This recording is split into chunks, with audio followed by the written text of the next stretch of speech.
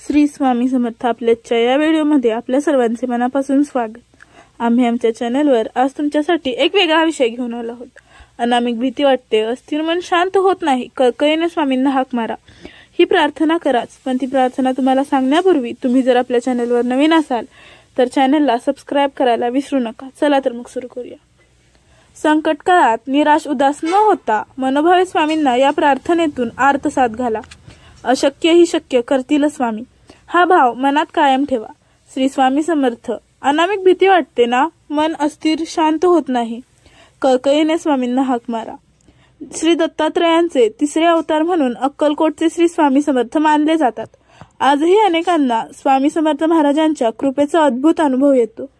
भिवू नकोस, मी तुझ्या पाठीशी आहे, हे स्वामींचे कालातील अभय वचन असून अशक्य ही शक्य करतील स्वामी, ही भाविकांची अतूट श्रद्धा आहे।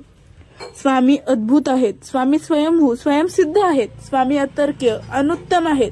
श्री स्वामी समर्थ कल्याणकारी देवतांचे स्वामी आहेत। स्वामी अतींद्रिय स्मृतमागी म्हणजे स्मरण करताच हाक मारताच भक्तासाठी अवतीर्ण होणारा साक्षात ईश्वर आहे।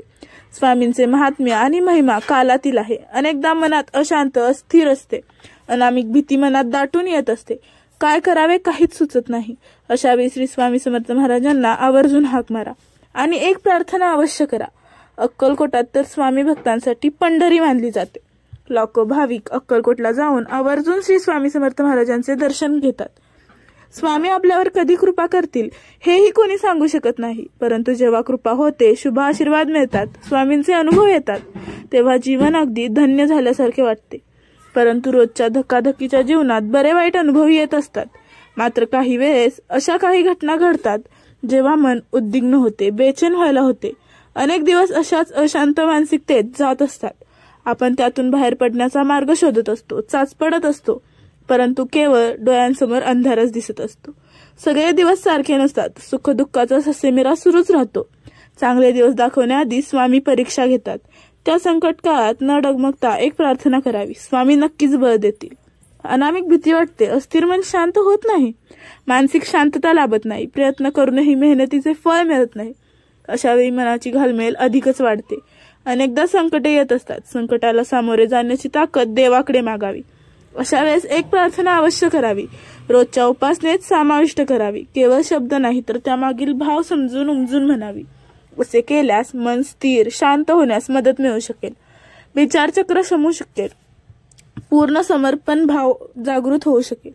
स्वामींना प्रार्थनापूर्वक विनंती करा की सद्गुरुनाथा हात जोडितो अंत नको पाहू, उकलूनी मनीचे हित गुज सारे वेद कवना दाऊ, निशिदिनी श्रमशी मम हितार्थ तू कित तुझ शीन देऊ, हृदयी वससी परिणच दिससी कैसे तुझ पाहू, उत्तीर्ण नव्हे तुझ उपकारा तरी तनु तुझ बाहू बोधुनी दाविसी डहपर, नश्वर मनी उठला बाहू, कोण कुठील मी कवन कार्य मम जैनी कैसा राहू करी मज ऐसा, निर्भय निश्चल समसकला पाहू, अजान हतबल भ्रमिती मनाची तळमळ कशी साहुरून, माया दावी अनुभव प्रचिती नको पाहू, हे अजिबात विसरू नका।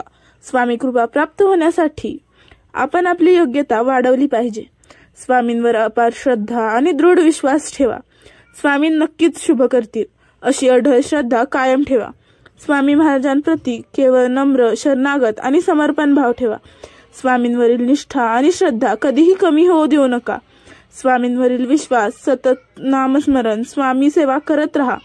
गरिबाला मदत करणे, मोठ्यांचा मान राखणे, सेवा करणे, लहान यांना समजून घेणे, रागावर नियंत्रण ठेवणे, सर्वांशी मैत्रीपूर्ण संबंध निर्माण करणे, मुख्य म्हणजे माणुसकी जपणे, या गोष्टी जे लोक करतात ते स्वामींच्या कृपेस प्राप्त होतात असे म्हटले जाते। कोणी कसेही वागले तरी आपण प्रामाणिकपणे वागत असू तर आपल्या कृतीवर स्वामी लक्ष ठेवून आहेत।